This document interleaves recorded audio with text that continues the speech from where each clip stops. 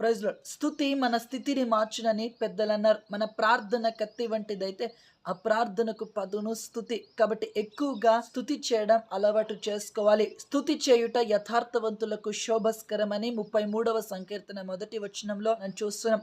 మన ప్రార్థన కన్నా ఎక్కువగా మనం స్తుతి చేయడం అలవాటు చేసుకోవాలి. అట్లా స్తుతించినప్పుడు మన ప్రార్థనలకు జవాబు చాలా త్వరగా మనము చూడవచ్చు. స్తుతుల సింహాసనాన్ని దేవునికి వేసినప్పుడు ఆ స్తుతుల సింహాసనంపై ఆయన ఆసీనుడై అత్యంత మహిమను పొందుకుంటారు. మన స్తుతుల ద్వారా ఆయన మహిమపరచబడతారు. కాబట్టి ప్రార్థన కన్నా ఎక్కువగా స్తుతి చేయడం అలవాటు చేసుకుంటే ప్రార్థనలకు జవాబు చాలా త్వరగా మనం పొందుకోవచ్చు అని మీకు తెలియజేస్తున్నాను. కాబట్టి ఎల్లప్పుడూ స్తుతించే ధన్యత దేవుడు మనకు అనుగ్రహించిన గాక.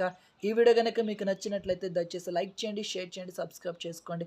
అలాగే షాలేం రాజు IOM అని ఇన్‌స్టాగ్రామ్ పేజ్‌ని ఫాలో అవ్వండి. God bless you all. మరణాథ.